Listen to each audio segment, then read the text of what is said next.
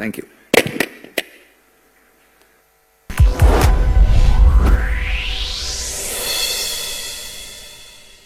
We have the director of விடுதலை பாகம் 2 திரு வெற்றிமாறன் அவர்கள். நம்மளா இந்த மாதிரி ஸ்டேஜ் நன்றி சொல்றதுக்கான மேடை. ஏன்னா ஒரு ஒரு படம் எடுக்கிறதுக்கு நிறைய உழைப்பு தேவை. அந்த உழைப்பு வந்து ஒரு சிலருடைய விஷன் மேல மற்ற எல்லாரும் பிளைண்டா வைக்கிற ஃபெய்த், அது அந்த ஃபெய்த் தான், அந்த உழைப்பு தான் வந்து அந்த படத்தை கம்ப்ளீட் பண்ணோம். அண்ட் நாங்கள் இந்த படத்துக்கு, அதாவது இந்த கதைக்கு, படம் இல்லை, விடுதலைன்ற இந்த கதைக்கு ஒர்க் பண்ண ஆரம்பிச்சது வந்து டிசம்பர் 2020. ஸோ 4 years ஒரு ப்ராஜெக்டில் அப்ஸ் அண்ட் டவுன்ஸ் இருக்கு. இந்த படத்தில் நடிக்கும்போது கல்யாணம் பண்ணவங்க குழந்தை பிறந்து குழந்தைய ஸ்கூலுக்கெல்லாம் அனுப்பிட்டாங்க. அவ்வளோலாம் நடந்திருக்கு. அவ்வளோ காலம் நாங்கள் ஒர்க் பண்ணியிருக்கோம். அண்ட் இவ்வளவு காலம் ஒரு ஒரு ஒரு கதை, ஒரு ஐடியாலஜி, அந்த ஐடியாலஜியை புரிஞ்சிக்க முயற்சி பண்ற ஒரு டீம், அந்த டீமோட பிளைண்ட் ஃபெய்த்ல டிராவல் பண்ண ஒரு 400-450 பேர், ஸ்டார்டிங் ஃப்ரம் த ப்ரொடியூசர். எல்லாருமே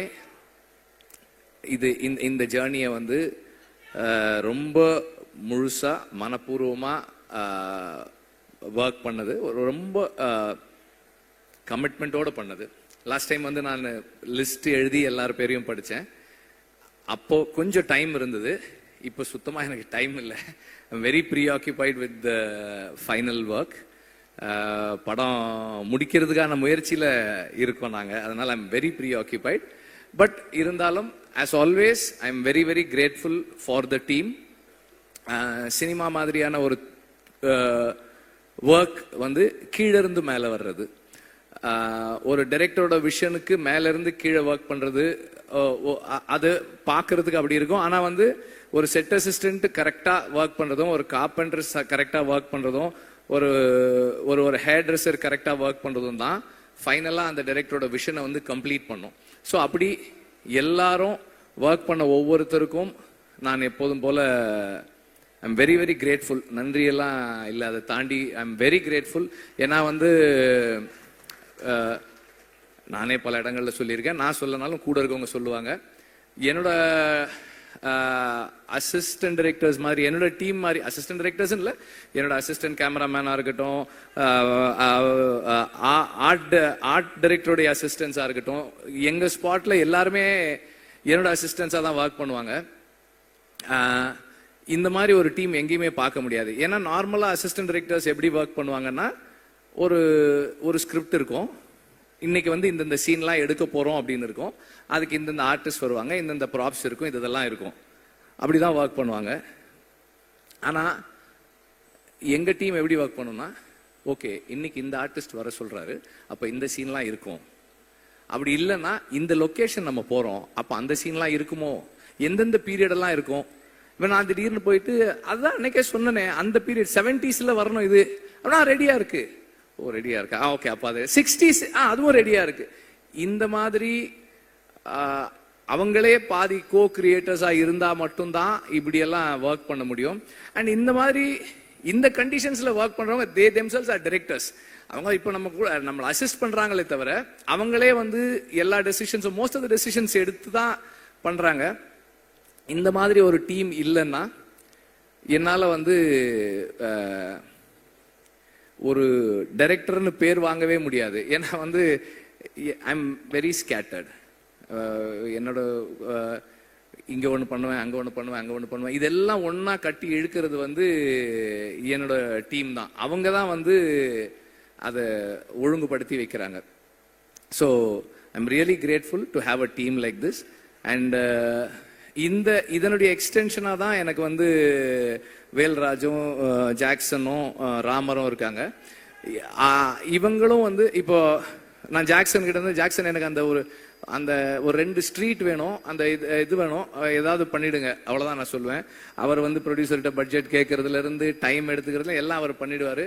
ஷூட்டிங் ஒரு 2 நாளைக்கு முன்னாடி செட்டு முடிஞ்சிருச்சா அப்படின்னு கேட்பேன். வந்து ஒரு தடவை பாருங்கன்னு. சரி முடிஞ்ச உடனே சொல்லுங்க, நான் வந்து பாக்குறேன்னு. நான் நார்மலா ஒரு லொகேஷன் பாக்குற மாதிரி தான் போவேனே தவிர, நார்மலா ஒரு டைரக்டர் வந்து எனக்கு செட்ல இதெல்லாம் வேணும் அப்படி போக மாட்டேன். ஒரு ஆக்சுவல் லொகேஷன் பார்த்துட்டு இந்த லொகேஷன் இப்படி இருக்கு, இதுல நான் எங்க கேமரா வச்சுக்கிறேன். அவர் வரும்போதே சொல்லிடுவார், இங்க வந்து போனா இது மேல கேமரா ஏத்துவான், அது வந்து ஸ்ட்ராங்கா போட்டுக்கலாம், அது வந்து அந்த கோடா வைக்கிறதுக்கு அடிச்சுக்குங்க அப்படின்றவார் அவரு. So that's how it works. எல்லாருமே வந்து என்னுடைய ஸ்கேட்டர்ட் தாட் ப்ராசஸை அண்டர்ஸ்டாண்ட் பண்ணிட்டு எனக்குள்ள இருந்து டீசென்டான ஃபில்ம்ஸ் வர்றதுக்கு ஹெல்ப் பண்றாங்க. So I am very grateful to have a team like this. இந்த டீம்ல மை என்ன சொல்றது, என்னுடைய my greatest gratefulness is to have Raja sir in this team. ஏன்னா வந்து நார்மலா வந்து மியூசிக் நான் ஜிவியோட ஒர்க் பண்ணியிருக்கேன், சந்தோஷோட ஒர்க் பண்ணியிருக்கேன். சந்தோஷ் ஒரு மாதிரி ஒர்க் பண்ணுவாரு, ஜிவி ஒரு மாதிரி ஒர்க் பண்ணுவாரு. ராஜா சார் வந்து சரி வெற்றிமாறன், நீங்க வந்து நாளை காலையில 9 o'clock வந்துருங்க. நான் 9:10 போனேன்னா ஒரு இந்தாங்க இதை கேளுங்கன்னு 4 டியூன் ஆல்ரெடி பண்ணிட்டு இருப்பாரு. அந்த 10 minutesல 4 டியூன் ரெடி பண்ணி வச்சிருப்பாரு அவரு. And he is very punctual, which is a little என்ன சொல்றது, எனக்கு அவ்வளவு கன்வீனியன்ட் கிடையாது, அது கொஞ்சம் இன்கன்வீனியன்ட் ஆகும் எனக்கு. ஆனா இன்னைக்கு காலையில 9 o'clock வரேன்னு 9:25 கால் பண்றாரு. என்ன வெற்றிமாறன், என்ன இன்னும் வரல? சார் வந்துட்டே இருக்கேன் சார் அப்படின்னு அவசரமா போனேன். ஸோ எனக்கு வந்து ஒரு அந்த மியூசிக் சைட்ல எனக்கு எதுவுமே கவலையே இல்லை. நான் யோசிக்கவே மாட்டேன். அவர் சார் இந்த மாதிரி ஒரு சாங் சார், ஓகே, இந்த மனசுல சாங் அப்படிதான். ஒரு சார் நான் வந்து ஒரு சீக்வன்ஸ் பண்ணிருக்கேன் சார், ஐ திங்க் ஒரு சின்னதா ஒரு சாங் இருந்தா நல்லா இருக்கும்னு எனக்கு தோணுது சார், அந்த சீக்வன்ஸ் காட்டுறேன் அப்படின்னா. சரி காட்டுங்கன்னாரு. நான் காமிச்சேன். அதுல இந்த ப்ரொட்டாகனிஸ்ட் வந்து அந்த ஃபீமேல் ப்ரொட்டாகனிஸ்ட் லீட் கிட்ட ப்ரொட்டாகனிஸ்ட் அவன் பேசிட்டு இருக்கான். பேசும்போது எனக்கு இது இந்த இடத்துல பேசலாமான்னு தெரியல, ஆனா பேசாம இருந்தா ஒரு மாதிரி இருக்கு, ஒரு மாதிரி அன்கம்ஃபர்டபுளா இருக்கு அப்படின்னு சொல்லி அவன் சொல்லுவான். அந்த சீன்லாம் பார்த்தாச்சு. ஒரு 2 days கழிச்சு ரெக்கார்டிங் கம்போசிங் உட்காரலான்னு சொன்னாரு. ஒரு 5-6 டியூன்ஸ் கம்போஸ் பண்ணிட்டு அதுல ஒரு சீன் ஒரு டியூன் டிசைட் பண்ணோம். நெக்ஸ்ட் மார்னிங் அவர் கால் பண்ணாரு. இல்ல வெற்றிமாறன், நான் அதை யோசிச்சேன், நான் வேற ஒன்று பண்ணியிருக்கேன், நீங்க வாங்க அப்படின்னாரு. ஆக்சுவலா நான் அவருக்கு காமிச்சேன், எனக்கு அந்த சீன் மறந்துருச்சு. இவர் டியூன் பண்ணிட்டு லிரிக் எழுதிட்டாரு. மனசுல ஒரு மாதிரி இருக்கு அப்படின்னு, ஒரு மாதிரியா இருக்கு. நல்லா இருக்கு சார். அப்ப சொன்னாரு, அந்த சீன்ல அவன் சொல்றான்ல அதனாலதான் அது அப்படின்னாரு. ஸோ அது எனக்கு வந்து ரொம்ப ஆச்சரியமா இருக்கும். நான் அசிஸ்டன்ட் டைரக்டரா ஒர்க் பண்ணும் போதே நோட் பண்ணிருக்கேன். ராஜா சார் வந்து ரீல் ஒரு தடவை பார்ப்பாங்க, பார்த்துட்டு நோட்ஸ் எழுத போயிட்டு திரும்பி வந்து இன்ஜினியர்கிட்ட சொல்லுவாரு, அந்த 24வது அடி 14th ஃப்ரேம்ல இருந்து சிங்க் ஸ்டார்ட் பண்ணுங்கன்னு. கரெக்டா அங்க இருந்து வச்சா அந்த மியூசிக் கரெக்டா இருக்கும், அந்த சேஞ்ச் ஓவர் கரெக்டா இருக்கும். ஸோ அவ்வளோ மெமரியோட அவ்வளோ ஷார்ப்பா ஒர்க் பண்ணுவாரு. அதை நம்ம நேர்ல பார்க்கும்போது, பக்கத்துல இருந்து பார்க்கும்போது அந்த மைண்டை அண்டர்ஸ்டாண்ட் பண்றது வந்து it is a great experience அப்படிதான் சொல்லலாம். எனக்கு ரொம்ப அண்ட் எல்லாரும் சொன்னோட எக்ஸ்டென்ஷனா ராஜா சார் பேசுறத, அவங்க எல்லாம் பேசுறத கேட்பாங்க. நான் அவருக்கு தெரியாம எப்போ போனாலும் இந்த கேமராவை ஆன் பண்ணிட்டு அப்படியே வச்சுட்டே உட்காந்துட்டே இருப்பேன். எல்லாம் ரெக்கார்ட் பண்ணி வச்சிருக்கேன். ராஜா சார் வந்து கீபோர்ட்ல அந்த ஹார்மோனியம்ல உட்கார்ந்து அந்த டியூன் எப்படி வருதுன்றதெல்லாம் இருக்கு, எடுத்து வச்சிருக்கேன் நான். I really enjoy the privilege. I feel it's a privilege எனக்கு. அண்ட் அவர் வந்து எனக்கு நிறைய ஸ்பேஸ் கொடுக்குறாரு. இந்த சென்ஸ் பர்சனலா அவரோட இன்டராக்ட் பண்றதுக்கு, பேசுறதுக்கு, நமக்கு பிடிச்சதை சொல்றதுக்கு. அப்புறம் வந்து ராஜா சார் கிட்ட நான் பார்த்ததோட ஒரு விஷயம் என்னன்னா, நம்ம ஒரு சாங் பண்றோம், அந்த நேரம் நமக்கு அது கரெக்டா இருக்கு. அப்புறமா வந்து as we take long time to make the film, அந்த ப்ராசஸ்ல ஏதாவது மிஸ் ஆகும்போது, சார் இல்ல சார் எனக்கு வேற மாதிரி இருந்தா நல்லா, ஓகே அதை விட்டுரு, வேற பாட்டு பண்ணிக்கலாம். அவரோட ஒரே என்னன்னா, இந்த படம் இந்த டைரக்டர் அவங்க விஷன் என்ன, அதுக்கு நான் எப்படி கான்ட்ரிபியூட் பண்ண போறேன், what is my contribution to the film. அந்த personal like dislike ideology differences அதை பத்தியெல்லாம் அவர் கவலையே படுறது கிடையாது. I am here to do what you ask me to do. நீ சொல்லு, நான் செய்யறேன், ஆனா நீ கரெக்டா சொல்லு, வாட் யூ வாண்ட் கிளியரா சொல்லு அப்படின்னு. நமக்கு கிளாரிட்டி இருக்காது, பாபான்னு. ஆனாலும் அவர் வந்து சரி, he gives the time. சரி, உனக்கு என்ன வேணும், எப்படி வேணும், ஓகே, எஸ், ஃபைன். இப்படி இந்த ஜேர்னில ஒரு 15-20 டியூன் ராஜா சார் பண்ற டியூன் நான் கேட்டிருக்கேன். அவர் எவ்வளவு ஃபாஸ்டா பண்றாரு. அந்த ஃபாஸ்டா பண்றதுன்றது ஒரு பெரிய இது இல்லைன்னு தான் நான் நினைக்கிறேன். ஏன்னா அது என்னவா மாறுது. இப்ப இந்த சாங் இப்ப கேட்கும்போது நம்ம நார்மலா நோட்டீஸே பண்ண மாட்டோம். நம்ம நார்மலா, அதாவது மியூசிக்கலா ட்ரெயின் ஆகாத ஆட்கள் நோட்டீஸே பண்ணாம விடக்கூடிய ஒரு சின்ன சைம் எங்கேயோ கேக்குது, ஒரு சின்னதா ஒரு பெல் சவுண்ட் கேக்குது. இதெல்லாம் வந்து அது எப்படி அந்த இடத்துல வைக்கிறாரு, அந்த சவுண்ட் நமக்கு எப்படி கேக்குது, இதெல்லாமே வந்து ஒரு பெரிய ஆச்சரியம் தான். அவ்வளோ சாங் இருக்கு, மற்ற மியூசிக் இருக்கு, வாய்ஸ் இருக்கு, அதுக்கு நடுவில் அந்த சாங், இந்த சவுண்ட் இந்த இடத்துல வச்சா கேட்கணும்லாம் ஒரு டிசைட் பண்ணி ஒன்று ஃபைனலா ஒன்று கொடுக்குறாரு இல்லையா. அதுதான் அந்த என்ன சொல்றது, மியூசிக்கல், அந்த ஜீனியஸ் மியூசிக்கல் மைண்ட். அது பக்கத்துல இருந்து பார்க்கறது எனக்கு ரொம்ப சந்தோஷம். இதுல இந்த படத்துல 4 சாங்ஸ், 4மே 4 விதமான சாங்ஸ். ஸோ ஒரு இந்த ஜேர்னியில எனக்கு ராஜா சாரோட இருந்து அவரோட இன்டராக்ட் பண்றதுக்கான ஆப்பர்ச்சுனிட்டின்றது என்னுடைய லைஃப்ல, பர்சனல் லைஃப்ல என்ன நான் இம்ப்ரூவ் பண்ணிக்கிறதுக்கான ஒரு பெரிய கிஃப்டா தான் நான் பார்க்கறேன். அதை என்ன எல்லா விதத்திலையும் வந்து இம்ப்ரூவ் பண்ணிக்கிறதுக்கான ஒரு பாசிபிலிட்டி அது. அண்ட் ஆக்டர்ஸ் அண்ட் டெக்னீஷியன்ஸ், இப்போ எனக்கு வந்து இந்த படத்துல பல இடங்கள்ல சொன்னாலும் திரும்ப சொல்றேன், 8 நாள் வாங்க அப்படின்னு ஷூட்டிங் கூட்டு போனேன் சேதுவை. இந்த செகண்ட் பார்ட் அன்னைக்கு ஷூட்டிங் முடிக்கும் போது எவ்வளவு நாள் ஆச்சு, ஃபர்ஸ்ட் பார்ட் செகண்ட் பார்ட் ரெண்டும் சேர்த்துன்னு கேட்டேன். 257 டேஸ் அப்படின்னு சொன்னாங்க. அதுல வந்து சேது எப்படியும் ஒரு 120 டேஸாவது குறைஞ்சது நடிச்சிருப்பாரு. அந்த பேஷன்ஸுக்கு I am very grateful, thank you. Soori வந்து அதை விட அதிகமாக தான் நடிச்சிருப்பாரு. எல்லாருமே வந்து ஷூட்டிங் இருக்கோ இல்லையோ இந்த படத்து கூடவே டிராவல் பண்ண நடிகர்கள் நிறைய பேர். அப்புறம் அசிஸ்டன்ட் டைரக்டர்ஸ் கேட்டா சொல்லுவாங்க, எங்க டீம்ல வந்து ஒரு 2-3 பேர் வந்து தோழர்னு கூப்பிட்டு பழகின ஆட்கள். இன்னைக்கு வந்து எல்லாரையுமே தோழர்னு தான் கூப்பிடுறாங்க. அவ்வளவு பெரிய ஒரு இங்க ஒரு ஃப்ரெட்டர்னிட்டி உருவாயிருக்கு இவ்வளவு நாள் நாங்க ஒர்க் பண்ணதுல. அண்ட்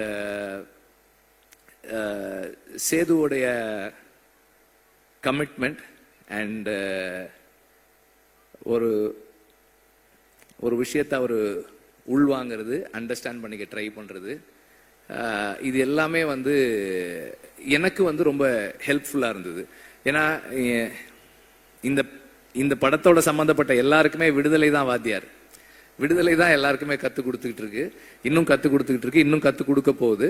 ஸோ நான் இந்த படத்துக்காக நிறைய பேரோட பேசி படிச்சு தெரிஞ்சுக்கிட்டு அதை எல்லாரோடையும் ஷேர் பண்ணும்போது எவ்வளவு அவங்க அதை உள்வாங்குறாங்கன்றதை பொறுத்து தான் என்னோட லேர்னிங் என்னவா இருக்குன்னு என்னால தெரிஞ்சுக்க முடியுது. ஸோ அந்த மாதிரி தொடர்ந்து இந்த படம் எல்லாருக்கும் எனக்கு நிறைய கத்து கொடுத்துக்கிட்டு இருக்கு. இன்னும் படம் ஃபைனல் ஸ்டேஜஸ்ல இருக்கு, முடிக்கிறதுக்காக ஒர்க் பண்ணிட்டு இருக்கோம். அது முடியும் போது இன்னும் நிறைய கத்துக்கிட்டு இருந்திருப்போம்னு நான் நம்புறேன். அண்ட் இந்த மியூசிக் ஸ்டேஜ்ன்றதால எக்ஸ்ட்ராவா ஒன்று என்ன சொல்ல விரும்புறேன்னா, நான் வந்து இந்த படத்தோட பேக்ரவுண்ட் ஸ்கோர் செஷன்ஸை பார்க்கறதுக்கு ரொம்ப எக்ஸைட்டடா வெயிட் பண்ணிட்டு இருக்கேன். ராஜா சார் வந்து அதை எப்படி என்ன பண்ண போறாங்க அப்படின்னு பார்க்கறதுக்கு ரொம்ப ஆர்வமா இருக்கேன். சீக்கிரம் வரேன் சார், ரீல் எடுத்துட்டு வரேன் சார், சீக்கிரம் வரேன். அண்ட் நம்பர் ஆஃப் டேஸ் கேட்கும் போதே வந்து தெரியும் எவ்வளோ சேலஞ்சிங்கானதுன்னு. 257 நாள் ஷூட்டிங்கு. அதுவும் கூட அன்னைக்கு கூட எப்படி முடிச்சேன்னா, வேற வழி இல்லை, அதனால ஷூட் பண்றதை நிறுத்திக்கிறேன்னு தான் சொன்னேனே தவிர ஷூட்டிங்கை முடிக்கிறேன்னு சொல்லலை. ஏன்னா முடியல, இன்னும் கொஞ்சம் பாக்கி இருக்கு. பட் எனிவே, இவ்வளோ நாள் எல்லாருக்கும் வெறும் டைம் மட்டும்தான். ப்ரொடியூசருக்கு டைமு, பணம், இன்ட்ரெஸ்ட் எல்லாமும் சேர்ந்துருக்கு. அதோட சேர்ந்து அவரும் வந்து இந்த படத்தின் மூலமா லேர்ன் பண்ணி அவர் பர்சனல் லைஃப்லயும் நிறைய சேஞ்சஸ் பண்ணிக்கிட்டு இந்த படத்தோடவே தொடர்ந்து கூட இருக்காரு. And last but not the least, I need to thank the family. என்னோட பசங்க பூந்தென்றல், கதிரவன் அண்ட் ஆர்த்தி, அப்புறம் அம்மா, அக்கா, அவங்க 2 பேரும் இங்கே இருக்காங்க. அவங்களுக்கு அப்புறம் என்னுடைய all the friends, again my team, எல்லாருக்கும் என்னுடைய நன்றியை தெரிவிச்சுக்கிறேன். நீங்க எல்லாம் யாருமே பேசல மஞ்சு வாரியரை பத்தி. அவங்க இல்லாததால நம்ம யாரும் பேசவே இல்லை. அவங்களையும் அந்த மாதிரி தான் கூப்பிட்டேன். சும்மா ஒரு கெஸ்ட் ரோலு ஒரு 3 நாள் வரீங்களான்னு தான் கூப்பிட்டேன். ஓகே, நாங்க 3 சீன் சொன்னேன்னு நினைக்கிறேன். 3 சீன் சொன்னேன். இப்போ 2 பாட்டு இருக்கு அவங்களுக்கு படத்துல வந்து she plays a very important role. அவங்களோட அசுரனுக்கு அப்புறம் அவங்களோட ஒர்க் பண்றோம். இந்த commitment again she brings in. அந்த ஒரு கேரக்டருக்கு அவங்க கொடுக்குற லைஃப், அதுவும் வந்து ரொம்ப ஸ்பெஷலானது. இந்த ரோல் வந்து உண்மையிலேயே வந்து ஒரு ஸ்பெஷலான ரோல் தான் அது.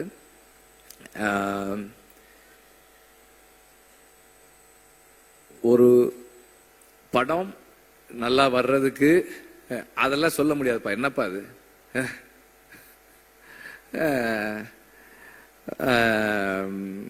அவர் என்னுடைய நண்பர். அவர் ஒரு கம்பெனி வச்சிருக்காரு. அது என்ன கம்பெனி அது?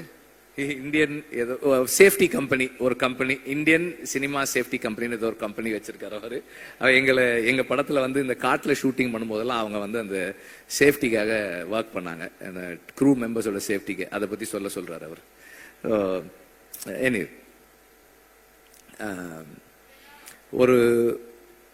ஒரு படம் ஒரு டீசென்டான படமா மாறுறதுக்கு அந்த டீம் தான் காரணம். அண்ட் அந்த டீம்ல வந்து திரும்ப ரிப்பீட் பண்றேன், assistant directors, assistant cameraman and art department assistant, managers, production assistants, எல்லாருமே வந்து அதுல இருக்கிறவங்க. அவங்களுடைய கமிட்மெண்ட் தான் வந்து அந்த படத்தை கம்ப்ளீட் பண்ணுது. ஸோ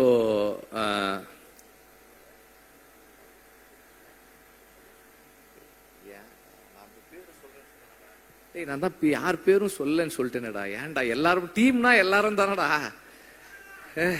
எல்லாரும் தானடா.